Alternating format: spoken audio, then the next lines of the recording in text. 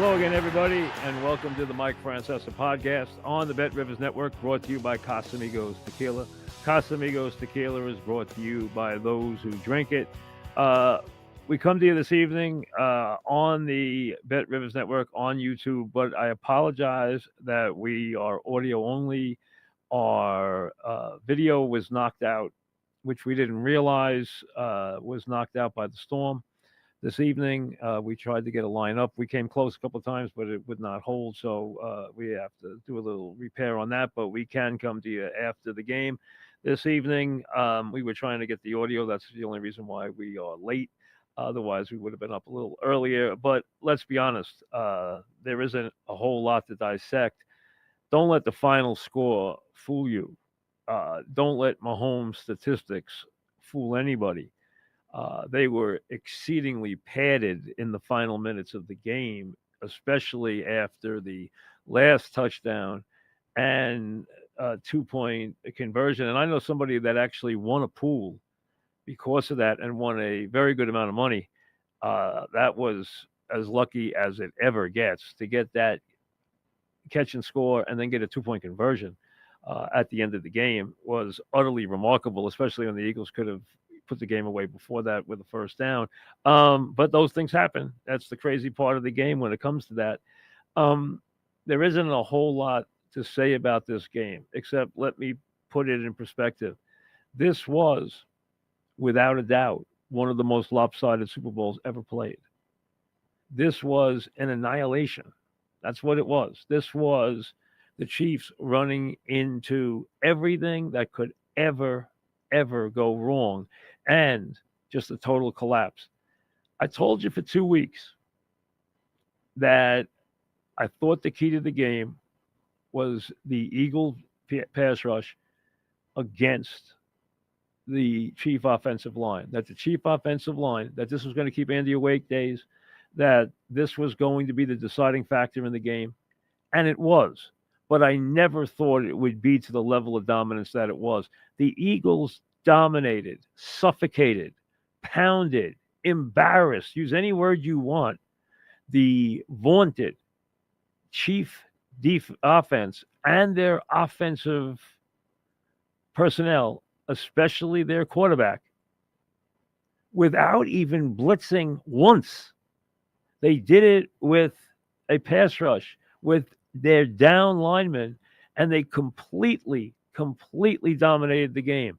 The Chiefs had no answers. Andy had no answers. And really where this game was over. And I know at the halftime people gave you the, hey, and I saw the guys trying to build the game up. That's their job. And if you want to wait for the first drive of the third quarter, go ahead. But to me, this game ended in the final 2 minutes of the first half. Chiefs get the ball back. It's 17-0. Okay, now you're saying to yourself, all right, they got 2 minutes for a drive. They get the ball to start the second half. You know they're going to make adjustments, get a drive going. And as soon as I got the word out, well, I was saying to my company, hey, the one thing I want to do here is I want to get a drive started, but I want to let the clock run down to like 110 so that the Eagles can never get the ball back in this first half and that I ensure that they get no more points. I didn't get the words out, and it was an interception. And it was a bad interception. Did he get hit? Yes. But Mahomes was completely off his game from the get-go. He got hit in the second play of the game. His passes were off every single play. He threw a bad pick, and then the second one was an atrocity. And for them to get that touchdown, as they did to Brown, as Brown strolled into the end zone in the final minute of the first half, and it's 24-0, I said, hey, you're talking now 1,000 to 1. When they came out in the third quarter, they got one first down, and then they had to punt the ball back, and then the Eagles just came running down the field, and Hurts started running for first downs. You knew the game was long over. Then comes more mistakes, go out on downs, turned the ball over on a sack when he tried to get deep and got his arm hit. He got absolutely destroyed. Now, late when the game was long over, and let's be honest, I know people love all these prop bets that they get for this game. It's becoming a huge part of these games. These prop bets got thrown out the window because of the fact that, the Eagles put the ball in the deep freeze the entire second half. I mean, his favorite target caught 2 passes. That's his tight end. Early in the game, never caught another pass. He didn't have to. He went deep to Smith to put the icing on the cake when they walked people into the box. They did a great job, the Chiefs did, against the run, but they got beat up by the wide receivers. They got beat up by Hurts, who ran for 72 yards. The much maligned Hurts gets an MVP performance, completes 17 of 21 passes, 17 to 22 passes, threw one bad pick when he got hit on the blitz. 72 yards rushing in a game that was, without question, a complete annihilation. I said to you for 2 weeks that the time they got beat was when they couldn't block Tampa. And I felt they couldn't block the Eagles. But I never thought it would reach the stages it reached in this game. And I got to tell you, I got to give my brother John credit. I went out to dinner. We went out to dinner last night, and I said to him, I think the Eagles are going to win. I think the difference is the pass rush. He goes, they're not going to win. They're going to kill him. And I said, now John's an Eagle fan, but he said, I'm telling you, they're going to kill him. We're going to manhandle him. And he was right. They manhandled him. Now, they shut the running game down. Now, the Chiefs had not been great against the run recently, so people were like, oh, Barkley's going to have a big game. I never thought Barkley would have a really big game. But I never thought they would completely take Kansas City out of any element of their offense. They couldn't run the ball. They didn't even try in the first half. They couldn't throw the ball. They couldn't complete a pass. The first half of the Kansas City they wound up almost even in yardage, because that just shows you how misleading the last 12 minutes of the game was. And they put up 16 points to make it look cosmetically good. And Mahomes winds up with 3 touchdown passes and, 200 and some odd yards passing. And, hey, that's not the game. The game is the 3 turnovers and the 6 sacks and the other times where he couldn't even get the ball off. And he threw the ball here, there. I mean, it was unbelievable. This was as dominant. I've been to some bad games. Niners over Denver, 55-10. Ravens over the Giants in Tampa. San Francisco over San Diego when Steve Young threw 6 touchdown passes, and that game got cosmetically close.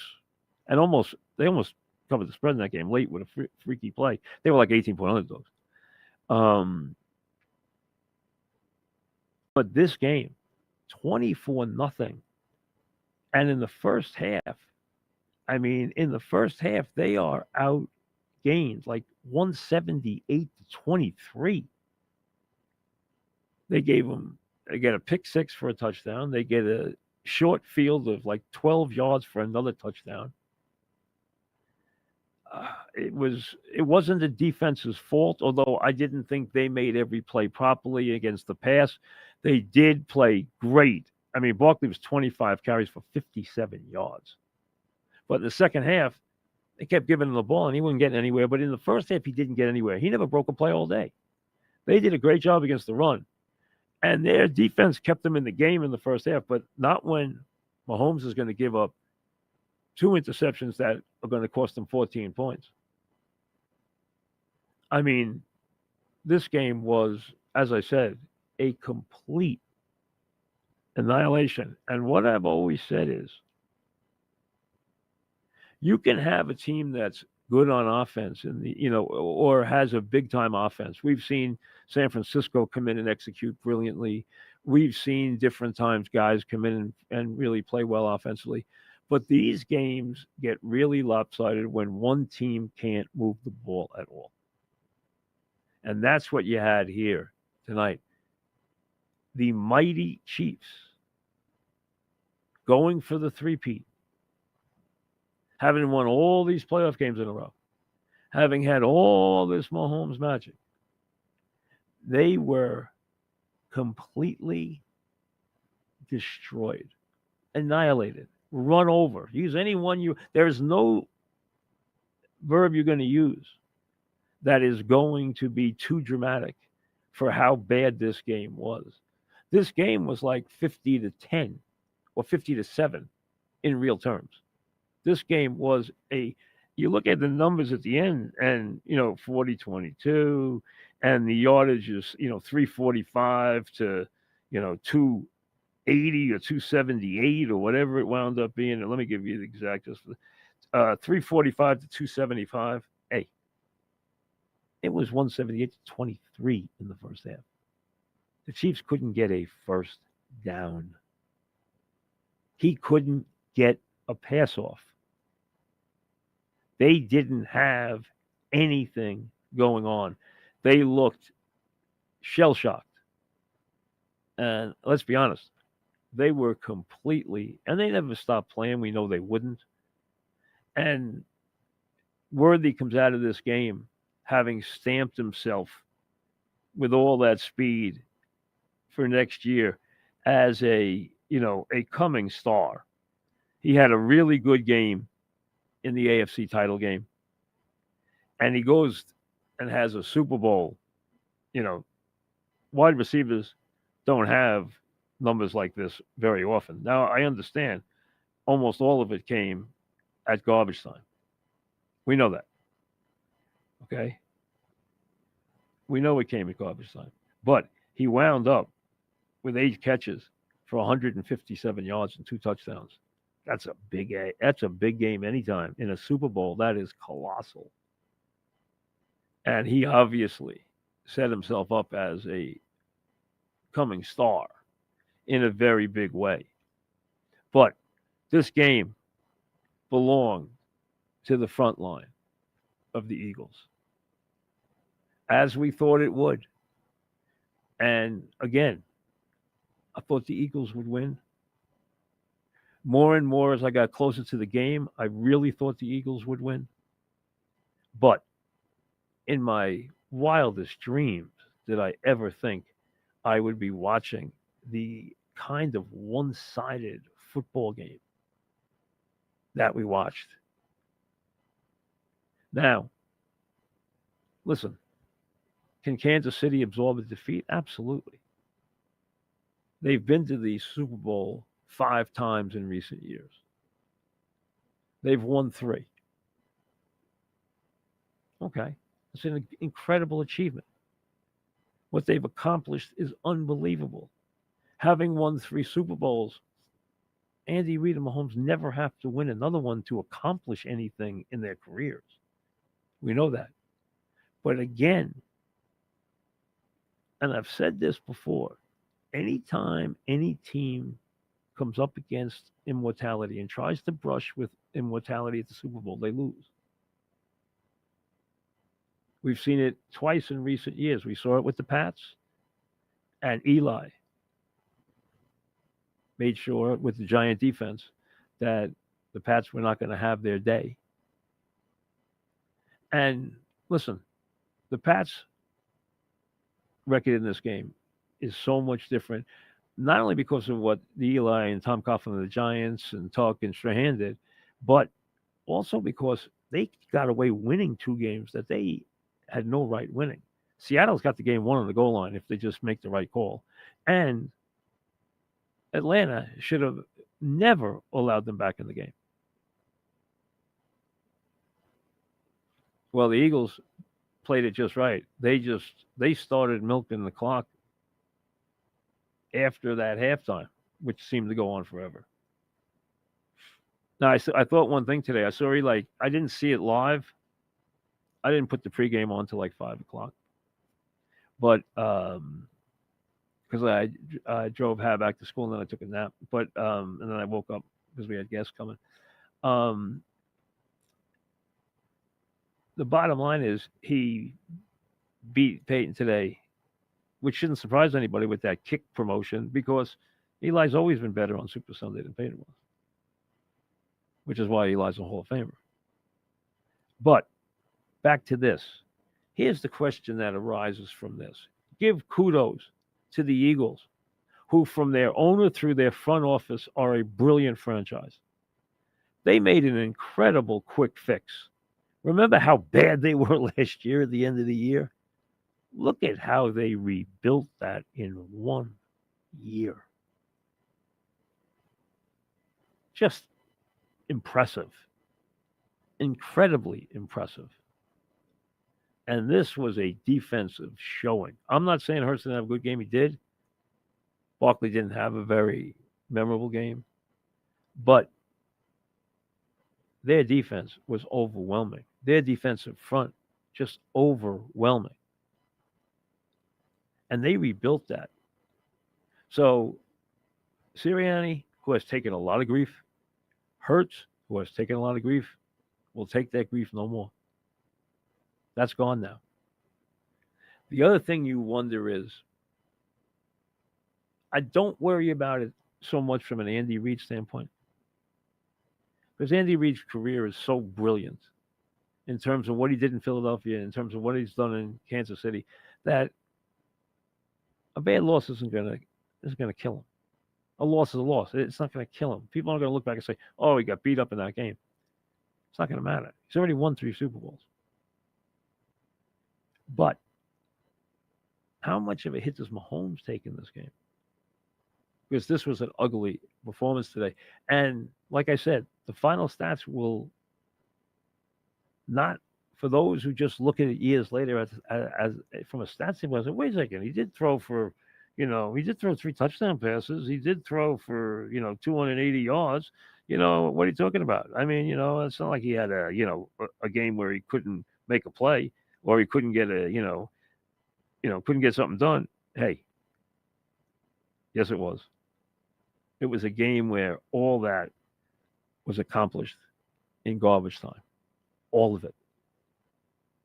All of it. So those stats are worthless. Now, he's 29 years old. He's already won 3 Super Bowls. But how much does this take the bloom off the rose? The invincible Mahomes is no more. He's now 3-2 in the Super Bowl. He's no more. He came into this game, and you heard people this week say, I don't care. Mahomes wins. He never loses. Well, yes, he does. And today, he not only lost, his offensive line collapsed, and he collapsed with it, which shows you, I don't care who the quarterback is. I don't care if his name is Brady. I don't care if his name is Mahomes. I don't care what his name is. If you can't get some protection, you're not going to win. You're not going to score. That's all there is to it. It's too hard to do when you're getting pounded and pounded. And today, he got swallowed. I was surprised it took them so long to get him on the move. But you know what? It seemed like they didn't have 4 guys rushing. It seemed like they had 40 guys rushing. They were always there. They were there all the time. And I think when they weren't there, he still thought they were there. It was that kind of day. So if you're an Eagle, it was a great day. A lot of people wanted to see the Chiefs get their comeuppance. They got it. They didn't get every call today. They got the first one, and people were irate. There was even a play where Mahomes turned the ball over on the fumble, on the strip sack, and you know what? Should have been a penalty. Should have been a penalty. It's hands to the face. And you could tell me, the ball was out. Hey, doesn't matter. He got hit in the face on that play. That's a penalty. They missed it. They flat out missed it. What else is new? They had a rotten year. So today, they even missed it for Kansas City, which is a new chapter to the book. Kansas City didn't get every whistle today. They had some rough breaks, but they also committed some penalties, and they couldn't get out of their own way. It was one of those days. You know, it just shows you if you're playing enough of these, sooner or later, you're going to get smacked around because you're going to come in and, they moved Thuney out, and we knew it created weaknesses on that line. And the Houston exploited it. The Bills couldn't exploit it. And Philly destroyed it. Just flat destroyed it.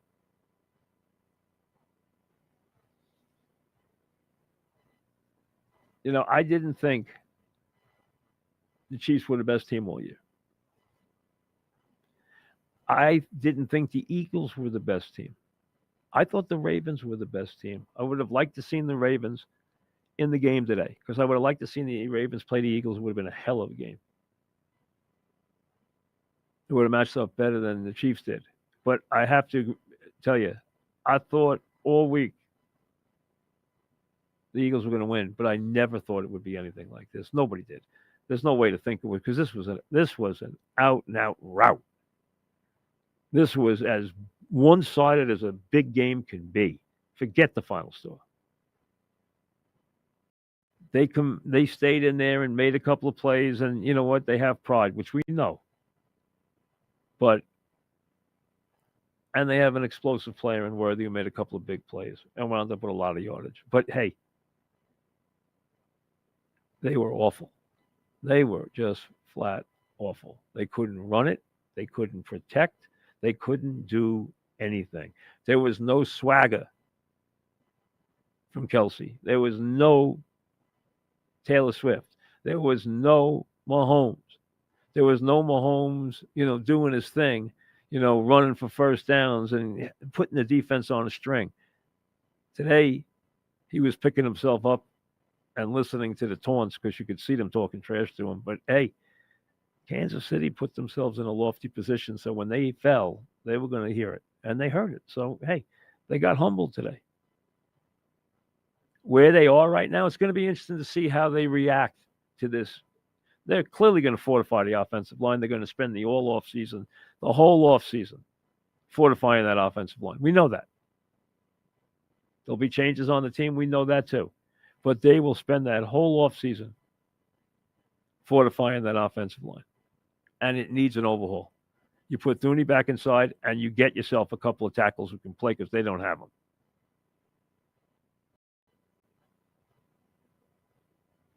That's the bottom line. Now, I saw word emanate today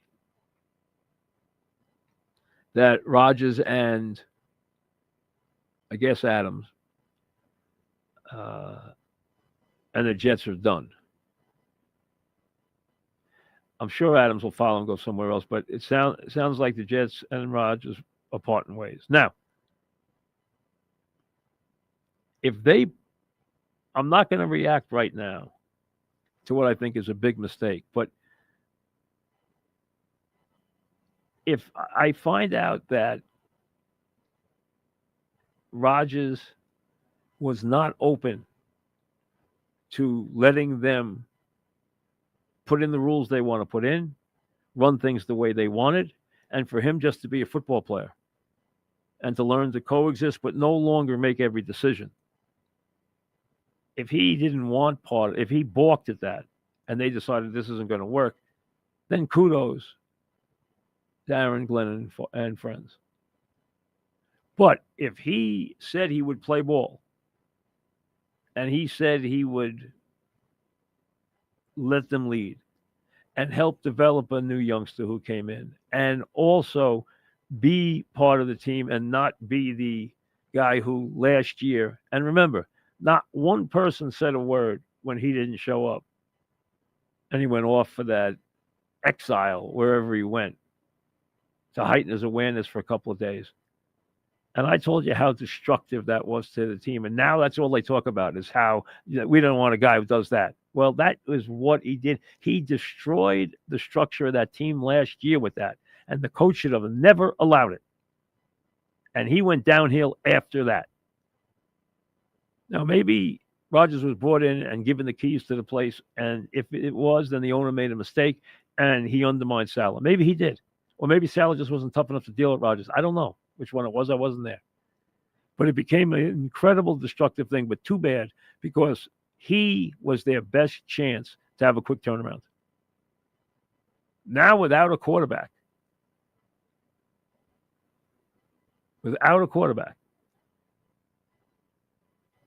I think you're going to see a mass exodus out of there from a lot of good players.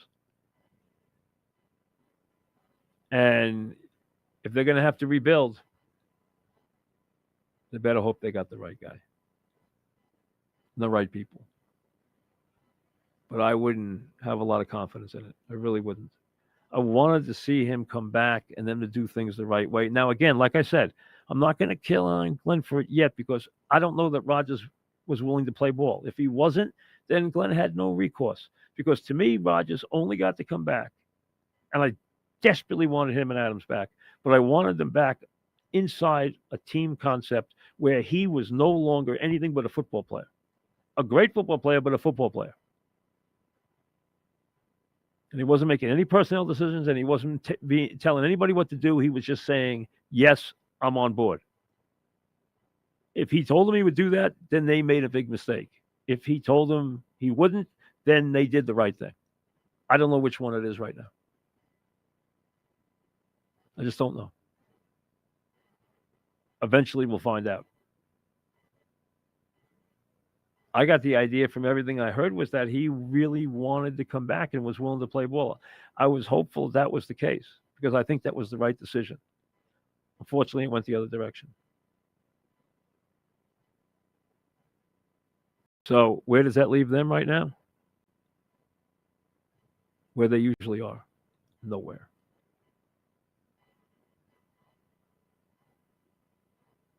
This was a terrible Super Bowl. And I'll tell you something else. And maybe this is just me, and maybe people can't get enough of it. But I understand the NFL is about excess.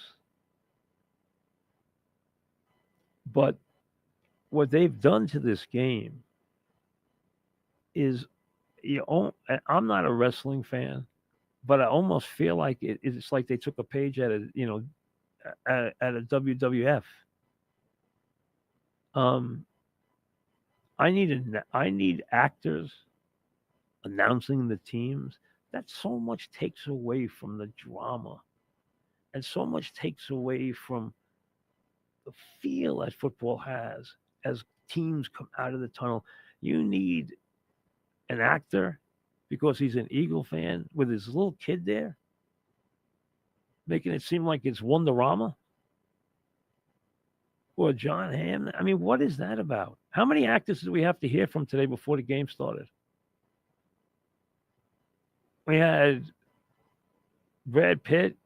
We had guys announcing the teams. And then we got Cruz again. Every time I turn around, there's another actor. We got to hear from everybody in Hollywood before the game starts.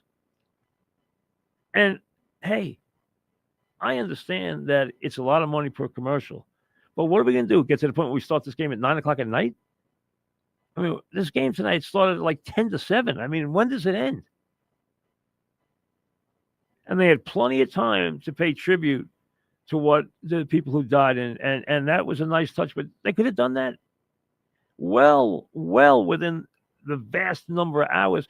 And are you telling me we need to have interviews on the field with Mahomes and Barkley after we've had interviews with them in the pregame and we've had interviews with them all week? We need to have interviews with them before the game starts? Again, what left is there to say? How many times are you going to do interviews? The overkill in this game has gotten to the point where it's nauseating. Don't ask me about the halftime because, listen, I know nothing about that music or him. I know who he is. I know he just won, 2 big Grammys. I know he's a major player. I understand that. But I don't know how the appeal was for that, if that was a good show or bad show. I have no idea. I got to be honest with you, I didn't even really watch it. It's just not for me. So I'm not saying it was good or bad because I don't really pay attention. I didn't really pay attention to it. Maybe it was great. Maybe it was terrible. I have no idea. But I'll tell you what it was. Is long. I'll tell you what the pregame is. Tedious. And I know they don't care. But again, now they continue each year to extend this thing out and push and basically push the bounds of decency more and more and more and make it feel less like a ball game. I've come to detest the Super Bowl because it doesn't feel like a football game. By the time the game comes, you already said, all right, I can't even think about it anymore. There's always been overkill. We've always lived with that. But now they don't never want to start the game. We got sermon after sermon after sermon after sermon after sermon. How much can you take? Let's play football. It was just I look forward to good games, and we had some good games in the playoffs. But this game was just so disappointing. And listen, I picked Philly, I bet on Philly, and I still was hoping the Chiefs would get something started. I just wanted to see a competitive game. The game was so one-sided, it was shocking. But kudos to Philly and to their organization because they're really good at what they do. We know what bad football organizations look like. We got two of them here in New York. They got a great one in Philly. That owner does not accept mediocrity under any circumstances. And that front office knows how to do things. And they do it right all the time. They built themselves a hell of a football team. They earned this. All right, we got a little bit of a, this is the slow time of the year. We know that. St. John's had a big week. They're going to be a burgeoning story as we go forward.